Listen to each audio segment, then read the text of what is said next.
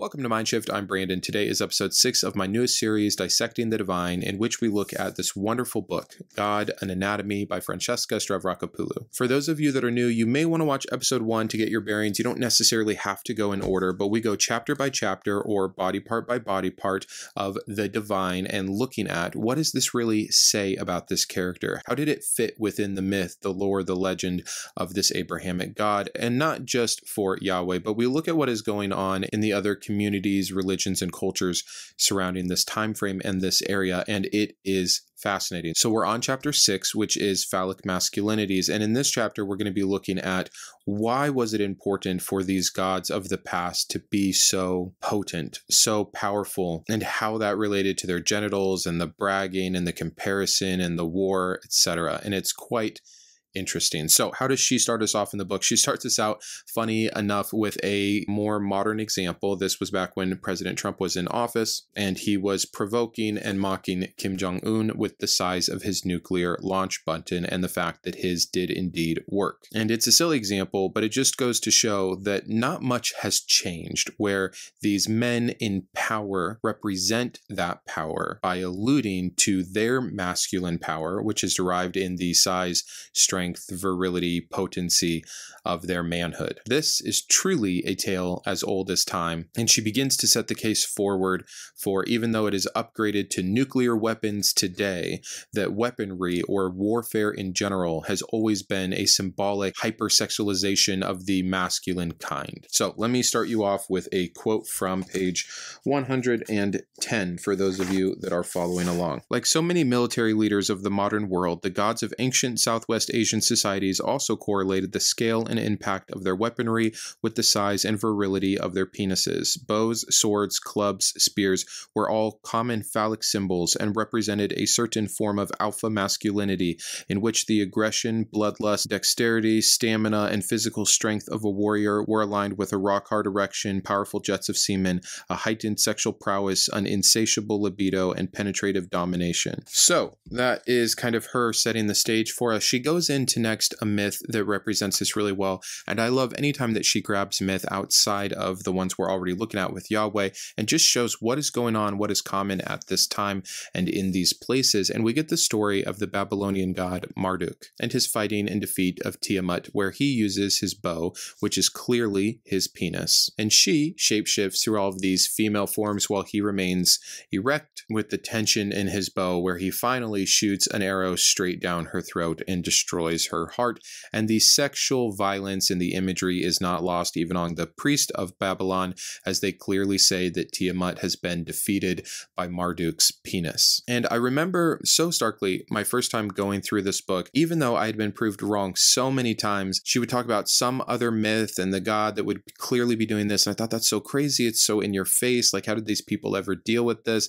Not realizing that for almost all of these examples we get in other cultures, we see the same thing for Yahweh. And sometimes it's been cleaned up or redacted a little bit before it's made its way to us, the modern reader. And sometimes it is not. It is still right there, plain for everyone to see in the Bible. So she does list quite a few verses. We're not going to go through all of them, but I do want to read you one quote from Habakkuk, or Habakkuk, depending on how you like to pronounce it. I'll just read you here from page 111.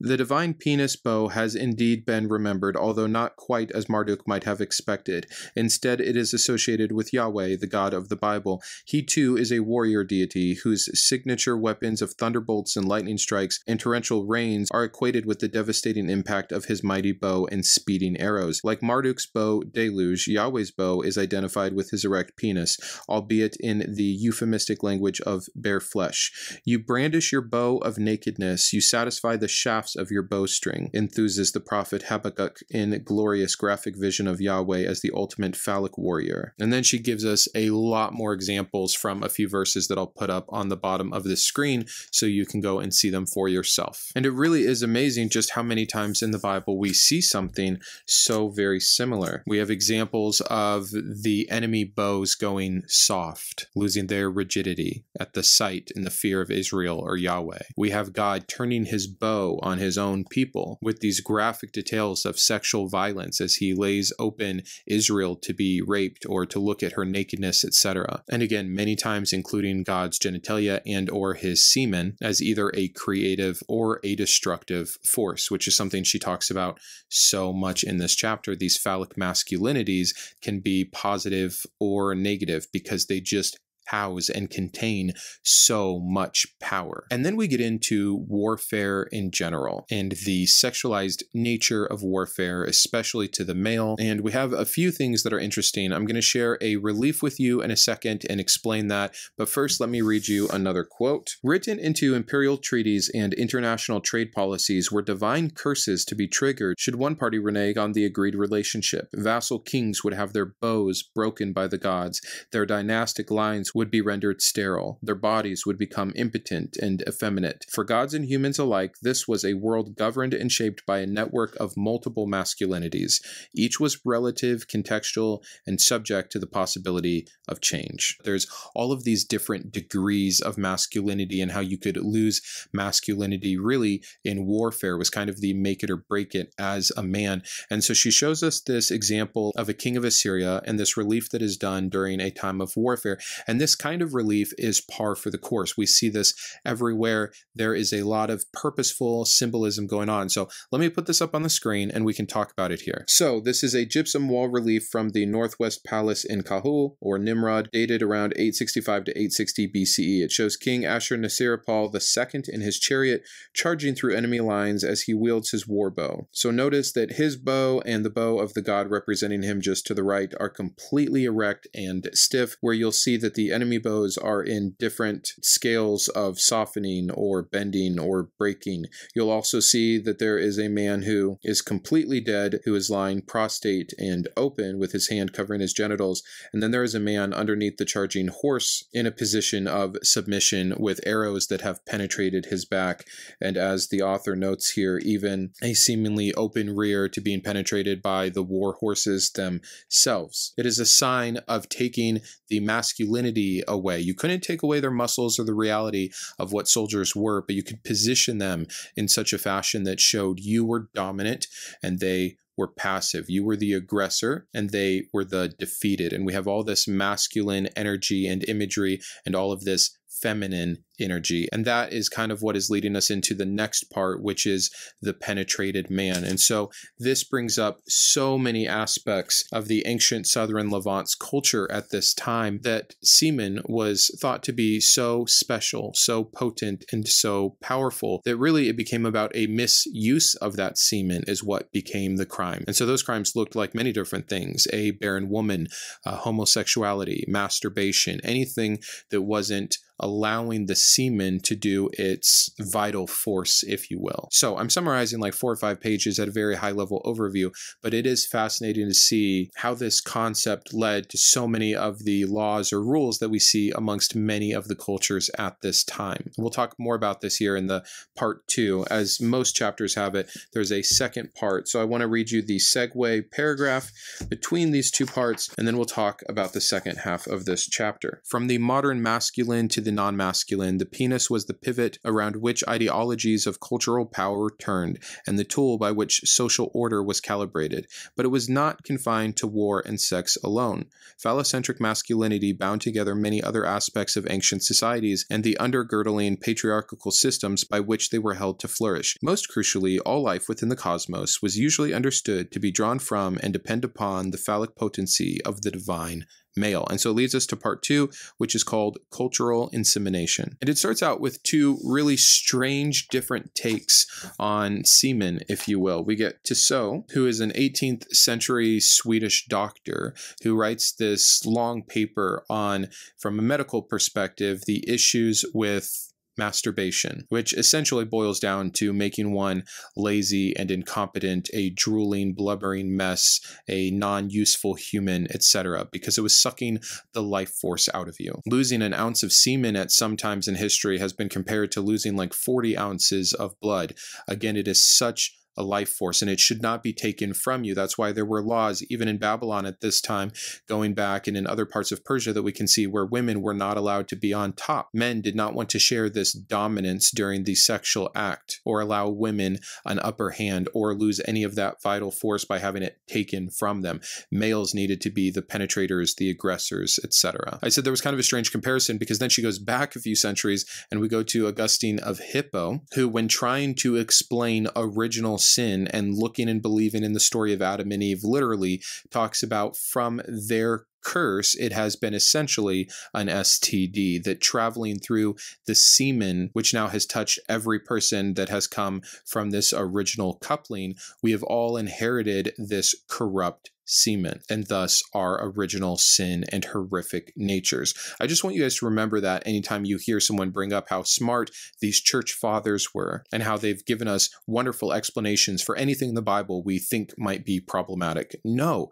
Tons of it is like this, these huge guesses based off bad science and superstition. It is not like these people had insights into something that we don't. It just became ancient, and so it seems important, but it's not. The next few pages really just cover, again, the importance of seeing semen, this seminal fluid, as a life force, as something so vital that we get it when we are first born, first conceived, and it is that essence that stays with us for the rest of our life. And it's interesting to understand how earlier man would have conceptualized of these kinds of things, and they're not super far off. They've obviously imbued it with a little too much magic and importance, but there is a recognition that this is where creation or life comes from. And so again, we kind of double dip into the ritual or spiritual associations with semen, and we see that in God cursing Onan, who spills his seed upon the ground. Now, really, the verse, he is being punished for not fulfilling his Levitical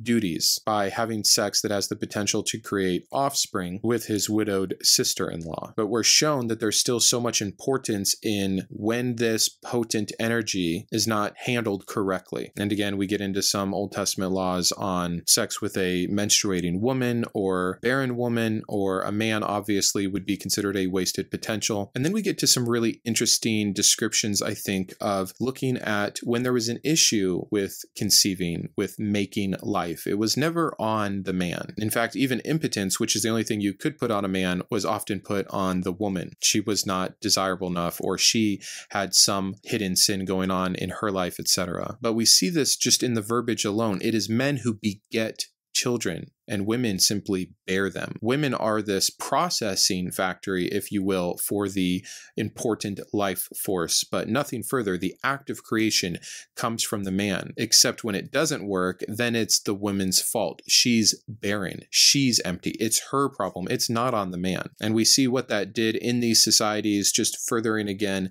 the differences between men and women, and giving these men all of the power and right, and why, like in Abraham's example, and this isn't listed in the book, but just as an example, when Sarah can't bear him a child, he can just take his life force and give it elsewhere, like with Hagar, his slave, who is then, once she tries to run away because of her mistreatment after her forced impregnation, is brought back by God and an angel themselves to do her responsibility, which is to just be this vessel for Abraham's seed. During all of this, we get this incredible quote from Dut chapter 30, verse 9, and I'd encourage you to go look at some of the context before and after. I've seen this described. There is a something that is created, that is born, that is birthed, that is taken care of, that comes from the rock. And this is just, again, showing the male ability to procreate without a woman, which is something that I had forgotten to mention just now. There are many, many, many myths where we see male gods fully able to just create, Yahweh included,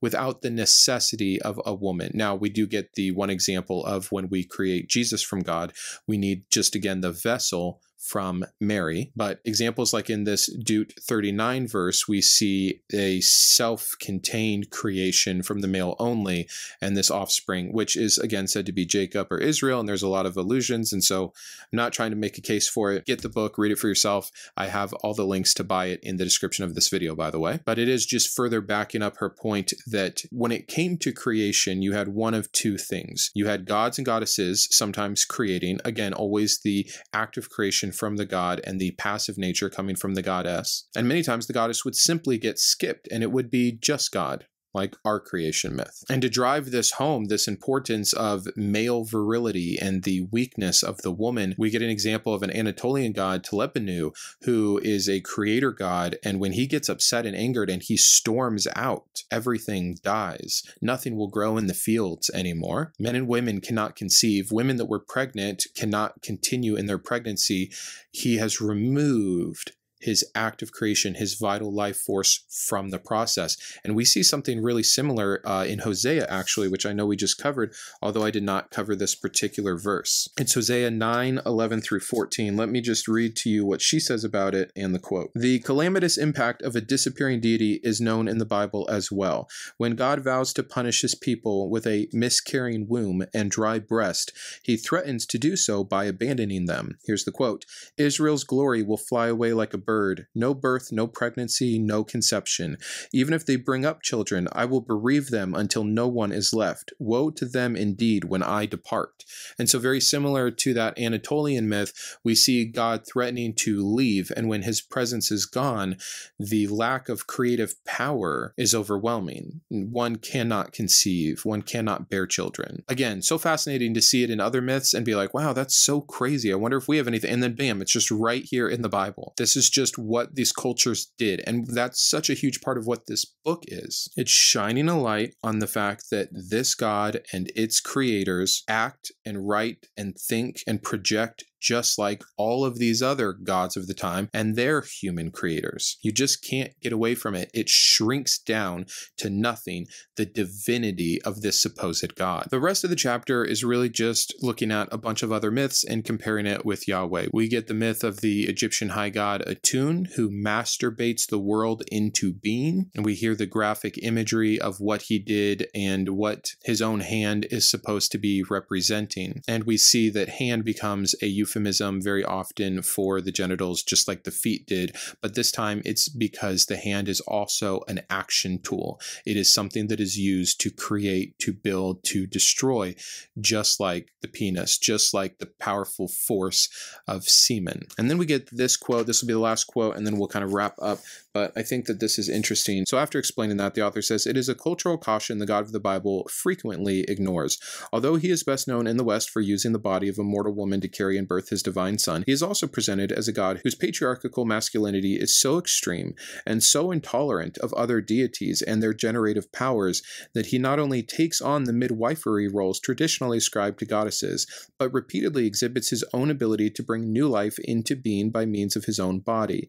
Given the sensitivities of the biblical writers, many of these stories have been stripped of their mythic features, screening the fertile body of God from direct view, but the text nonetheless displays his powers as the supreme divine progenitor. Best known, of course, is God's creation of the first human, and so then she gets into some examples. So when he's literally creating Adam from the dust of the earth, where previously we had seen the myths that even these gods that were using their own breath, their own seed, their own spit, something divine from their body, and mixing it with something like dirt or clay or mud, still usually borrowed something like maybe blood from a divine goddess. Not Yahweh. He can do it on his own. Remember, Yahweh is a jealous God. He wants to be the one and only, the high God, the King of Kings, the Lord of Lords, etc. And yeah, the chapter ends with just a few of those myths and one final half paragraph that I'll read you so you can see the segue between this chapter and chapter 7. Like most deities, self-progeniting gods were not constrained by the physiological limitations imposed on their human worshippers, nor were they restricted also to the more conventional gender roles associated with mortal bodies. As such, the self-procreative birthing of new life did not undermine the maleness of the God of the Bible. Instead, it amplified the fecund, unrivaled masculinity of God's body, a body onto which was mapped the status and value of mortal men's bodies and their own phallic seminal power. So again, I think that's a pretty good thesis statement, if you will, for what we're covering and what we're about to cover, is that this God, like everything else he does, he's doing it so intensely, creates us, creates this world, this universe, is so powerful and so perfect and so complete in himself that he is self-creating with no counterpart, no assistance, no additional material needed. And it's quite the brag from this particular group of people to have a God that works in this way without all of the backlash and fallout that we've seen in many of the other mythic warnings about gods who self-procreate. Unless you count the fact that it hasn't gone so well. This god had to start over multiple times. This god had to send himself to appease himself, etc. Maybe the warning is also in this myth. But that's all we have for today. Thank you so much for watching. I hope you learned something. I hope this was of interest. And until next time, keep thinking. I wanted to personally thank my top tiers of support, my Iconoclast, GVI, Jacob, Jason, Joe, Oliver, Perry, Rokkit, and Shawn, my Humanist heroes, Jarrod and Kristi, my Atheist advocates, Sparky and Todd, as well as all of my Secular Scholar patrons. If you believe in the mission of the channel, or you just enjoy this kind of content, please consider joining these fine people. Thanks, and have a great day.